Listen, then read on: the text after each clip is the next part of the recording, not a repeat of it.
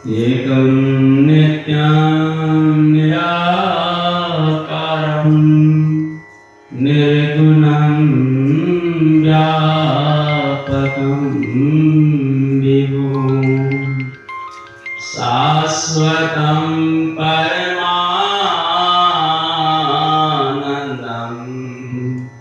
गुरुं मे नमाम्यहम्। चिन्मयी देहि चिदध्वनि विज्ञान सुधावर्षकम्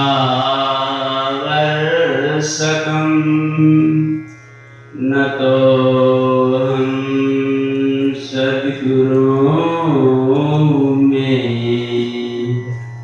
भवबन्धविमोचकम्।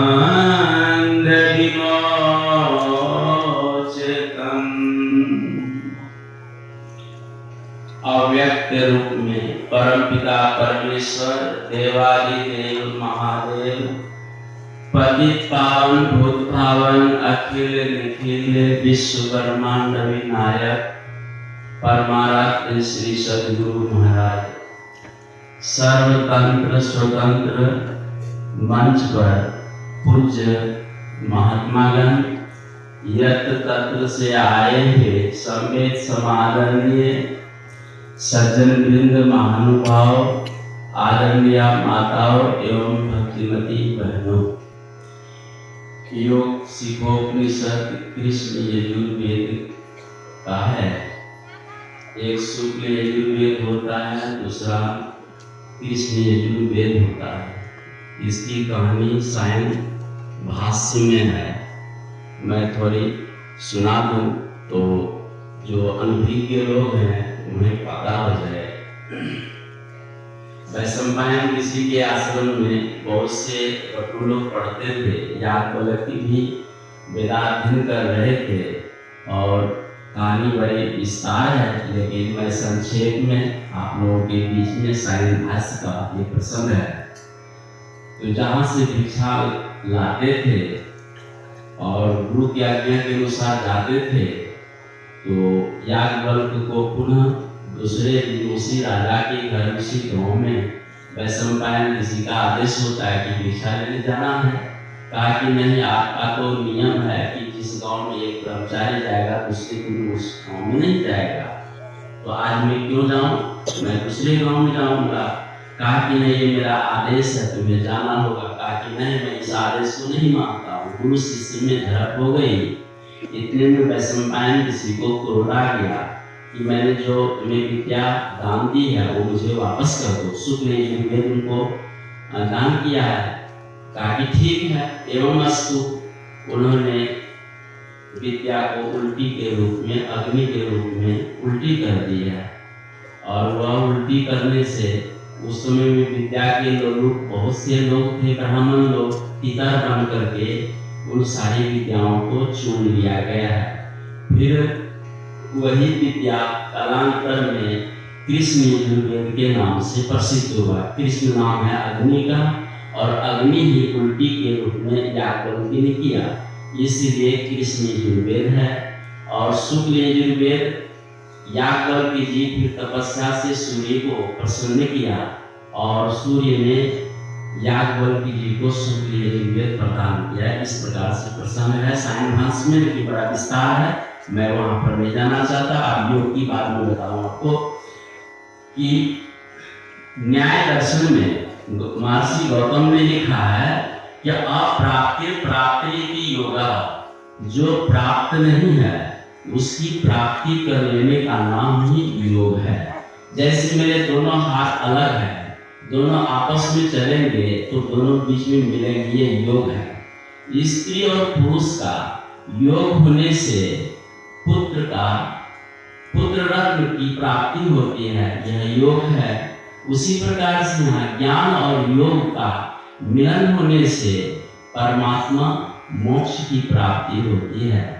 आप लोग अपने अपने घरों से चल करके आए हैं, तो पांवों का संयोग हुआ और इस स्थान का योग हो गया। यदि दोनों पांवों से चल के नहीं आते तो इस स्थान का योग नहीं होता। योग का दूसरा अर्थ संबंध भी होता है कि इस स्थान का संबंध आपको नहीं होता।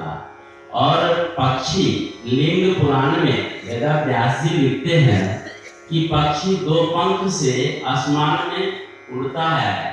खे चट्टा खे उड्डीयते, माने पक्षी दो पंख से आकाश में उड़ता है और एक पंख को काट लिया जाए तो पक्षी उड़ नहीं सकेगा और वह गिर पड़ेगा। उसी प्रकार से आप योग गगन में उड़ना चाहते हैं तो ज्ञान और योग ये दो चाहिए, तभी आप योग गगन में उड़ सकते हैं। योग हम क्यों करें? योग इसलिए कि भोग से छूटे, भोग से छूटने के लिए योग किया जाता है। भोग क्या है? सुख दुख, सर्दी गर्मी, भूख प्यास, सोना जागना, जितने भी शरीर के इंद्रियों के धर्म है, ये उस धर्म को आप जो भोग रहे हैं, यह भोगने में कष्ट होता है, दुख होता है। इन भोगों से छूटने का नाम, जो अभ्यास करते हैं वही उसी का नाम योग है। योग से ही आप इन भोगों से छूट सकते हैं। दूसरे में, शरीर जब बीमार होता है तो आप डॉक्टर के पास जाते हैं, डॉक्टर औषधि देते हैं, औषधि का सेवन करने से शरीर के रोगों से आप मुक्त होकर स्वस्थ होते हैं। यदि आपका मन ही बीमार पड़ जाए तो मन के लिए कहाँ औषधि लेने के लिए जाना होगा, कहाँ हॉस्पिटल या चिकित्सालय है? न देश में या न विदेश में यह चिकित्सालय है। यह चिकित्सालय यही सत्संग है और यहाँ सद्गुरु ही वैद्य है और उन वैद्य से आप योग की रूपी औषधि लें और उस औषधि का एकांत में, शून्य में, निर्जन में आप जाकर घर में या घर के कोने में या सुनसान समय में बैठ करके फैली हुई चेतना को सिमटने का नाम योग है। और योग का मतलब होता है अपने आप को जोगना। जो क्या हम असुरक्षित हैं? हाँ, आप अवश्य आप सुरक्षित हैं। काम क्रोध आदि विकारों के आप शिकार हैं, इसलिए काम क्रोध आदि विकारों से अपने आप को जो बचाता है, अपने आप को जो जोगता है, वही वास्तव में जोगी है। और जोगी का यही शाब्दिक अर्थ होता है। और पातंजल योग दर्शन में योग शब्द का अर्थ लिखा है योग चित्त वृत्ति निरोधा। चित्त की वृत्तियां सुबह से शाम तक अनंत होती है। इतने तो लहरें समुद्र में नहीं होती, इतने किरणें तो सूर्य में भी नहीं है। जितने लहरें और किरणें और तरंगें ये मन में होती है, वृत्तियां उड़ती है, उन वृत्तियों के कारण यह जीव संसार में सब कुछ पाकर के भी अशांत और दुखी है। उन वृत्तियों को, और इसी को वेदांत भाषा में इसको चित्त के धर्म आप कह सकते हैं। इन चित्त के धर्मों से जुदा होना, हट जाना, अपने आप को अलग कर लेना, यही योग है और यह योग से ही संभव है। और ये ब्रह्मचारी योग सीखने के लिए एक महात्मा के पास गए और महात्मा जी ने कहा कि देखो जी, मैं आज व्यस्त हूँ, कल आना, मैं योग तुम्हें सिखा दूंगा। दूसरे दिन वह महात्मा जी के पास पहुंचे, कहा कि महाराज जी मुझे योग सिखा दीजिए, मैं संसार से उब चुका हूँ, परिवार से उब चुका हूँ और ये संसार दुख ही दुख मुझे दिखता है, आग की तरह दिखता है, बाघ की मुख की तरह दिखता है, मुझे भय लगता, इसलिए भय से मैं मुक्त होना चाहता हूँ, आप मुझे योग सिखावे। तो महात्मा जी ने कहा कि तुम्हें योग सिखा रहा हूँ और तुम सीख ही नहीं रहा, तो मैं क्या करूँ?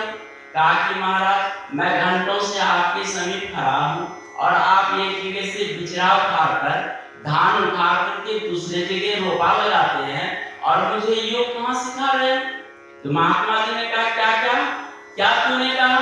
कहा कि एक जगह से बिचरा उठाकर, धान उठाकर दूसरे जगह खेत में आप रोपा लगाते हैं। कहा कि बस बालक, बस ब्रह्मचारी, युवक, यही तो योग है। योग का मतलब क्या? कि आपका मन कहाँ पर फंसा है?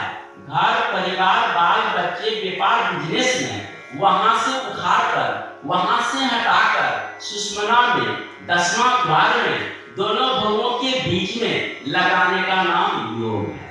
इसलिए दिल के हुजरा साफ कर जाना आने के लिए ध्यान गैरों का हटा उसको बैठाने के लिए, उसको मतलब परमात्मा को यदि आप बैठाना चाहते हैं तो दिल का हुजरा, खुदरा, बीमारियां और राग द्वेष आदि ये सबको हटाइए, दो विधा संशय को मिटाइए, तब वो परमात्मा आपके आएंगे। पहले से जो मन में बैठा है और उसको आप बैठा के रखें और परमात्मा को बैठाएं नहीं। आपके कोई आगंतुक आए हैं और पहले ही कुर्सी में कोई बैठे हैं और उनको कहाँ बैठाएंगे? जो पहले से कुर्सी पर बैठे हैं उसको हटाइए, उठाइए और फिर आए हुए अतिथि को बैठाइए। उसी प्रकार से वो अतिथि परमात्मा है और बैठे हुए संसार है। इस संसार को कुर्सी से हटाइए, मन रूपी कुर्सी से हटा दिए और परमात्मा रूपी अतिथि को बैठा करके आनंद और परमानंद लीजिए। यही तो योग का अर्थ होता है। और योग होता है, दो रास्ता है, एक नीचे उतरने का, दूसरा होता ऊपर उतरने का। भवों के मध्य में दो रास्ता, ऊपर चढ़ने का और एक नीचे उतरने का। जब आप नीचे उतरते हैं, इंद्रिय दशा में आते हैं, तो आपको आलस प्रमाद घेर लेता है। आलस प्रमाद घेरने से आप जो है ध्यान में या योग में आपका मन नहीं लगता है। और जब आप नीचे से ऊपर के रास्ता में आप चढ़ते हैं तो ध्यान में आनंद मिलता है, सुख मिलता है, चैन मिलती है, परम शांति की अनुभूति होती है और अनुभूति का द्वार वहीं से खुल जाता है। इसीलिए आप अनुभूति प्राप्त करना चाहते हैं तो ऊपर के द्वार को खोलना पड़ेगा, नीचे के द्वार को बंद करना होगा, तब आपसे योग जन्य जो ज्ञान है, अनुभूतियां हैं, उस चीज को आप प्राप्त कर सकते हैं। एक सेठ जी मकान बना रहे थे, जिस दिन से मकान आरंभ किया और वहीं पर एक योगी आकर के आसन लगा दिए। मकान बन करके जब तैयार हुआ, खिड़की दरवाजा सारे बंद कर दिए गए और मकान के गुंबज में एक छेदा सेठ ने कर दिया। छेदा करते ही वह योगी महात्मा खुशी के मारे नाचने लगे, कहा कि तू पागल है, तू तो मूर्ख है। तो सेठ घबरा गया। जिस दिन से मैं मकान बना रहा था, ये महात्मा यही बैठे थे, जैसे गुंबज में मैंने छेद किया, छेद करके चल दिया, ये खुशी में नाचने लगे। बात क्या है? जाके पूछे, कहा महात्मा जी आप पहले से बैठे थे, लेकिन छेदा करते ही और आप नाचने लगे, कारण क्या? ताकि तू पागल है, तू मूर्ख है, तू अज्ञानी है। कहा कि महाराज मैं अज्ञानी कैसा है? तू तो गुंबज में छेदा कर दिया और चल दिया। नहीं, गुंबज में छेदा करके उसके अंदर घुस करके और उस गुंबज के रास्ता को बंद कर दे, तब आनंद तुम्हें मिलेगा इस भवन में। कहने का मतलब ये जो शरीर है एक मकान है, सारे द्वार, खिड़की, दरवाजे, आंख, मुंह, नाक, कान बंद कर दीजिए। ये माथा एक गुंबज है और सुषुम्ना में जाकर के आपने छेद तो कर लिया, द्वार तो खोल दिया, लेकिन आप घुसे नहीं, प्रवेश किए नहीं, तो फिर खोलने से आपको क्या मिला? कुछ नहीं। कहने का संकेत है तो दरवाजा को खोलकर और अंदर घुसिए और दरवाजा को बंद कीजिए, फिर आनंद लीजिए। क्या आनंद परमानंद है। बोलिए श्री सद्गुरु महाराज की जय।